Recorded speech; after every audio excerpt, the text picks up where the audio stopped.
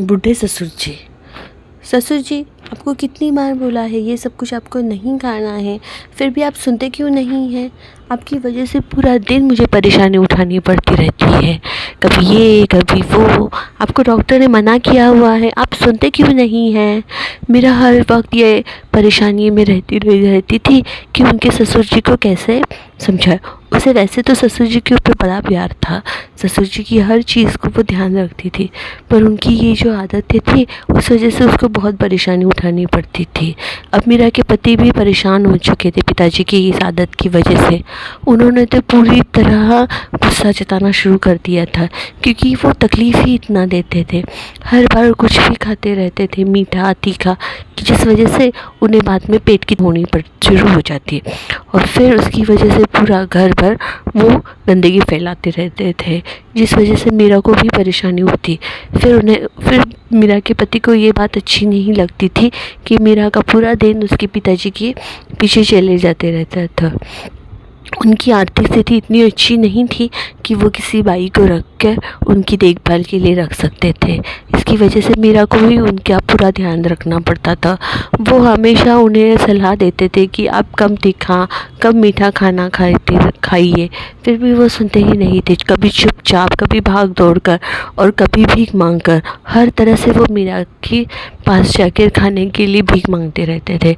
और फिर कभी मीरा गुस्सा जताती तो कभी प्यार से उनको समझाती, फिर भी वो सुनते नहीं थे। कभी कभी तो उनका कंट्रोल इतना छूट जाता था कि वो घर से बाहर जाकर खाना खा के आ जाते थे, और फिर बाहर जाकर खाना आने की वजह से उनकी पेट की परेशानी और बढ़ जाती, और उनको कंट्रोल नहीं छूट रहने की वजह से वो पूरे घर में गंदगी फैला देते थे। अब उनका बेटा इस परेशान की वजह से बहुत परेशान हो चुका था। उसे क्या करना कुछ समझ में नहीं आ रहा था। उसने अपने पिता को हर चीज़ तरह से समझाने की कोशिश की, पर वो समझ ही नहीं रहा था। अब उन्होंने एक तरीका सोच लिया कि वो पिताजी को काशी यात्रा लेकर जाएंगे। वो पिताजी को काशी यात्रा के लिए ले गए और उन्हें कहा कि आप पानी में जाके स्नान कर लीजिए। फिर उन्होंने पिताजी को पानी में जाके स्नान करने को बोला, और फिर वो उन्हें वहाँ से बाहर लाने की कोशिश नहीं करने लगा, जिस वजह से पिताजी उसको आवाज़ दे रहे थे, बेटा मुझे अकेले मत छोड़ो, बेटा मुझे अकेले मत छोड़ो।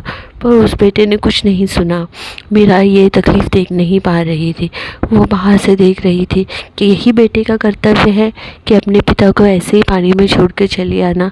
फिर उसको ये बात हर वक्त याद आती थी कि उसने अपने पिता जैसे ससुर की आखिरी वक्त रक्षा करने की कोशिश की, पर उनके बेटे के आगे उसकी एक न चली।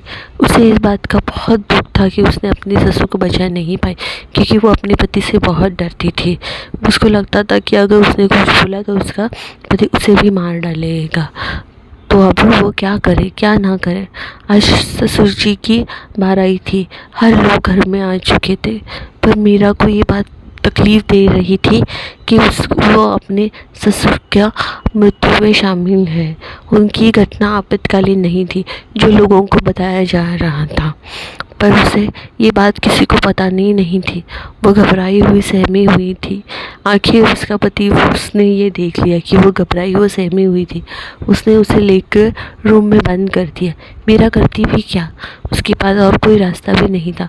वो चुपचाप रूम में बैठी रही और आखिरी वक्त तक अपने ससुर की उस हत्या को अपने आप को जिम्मेदार मानती रही।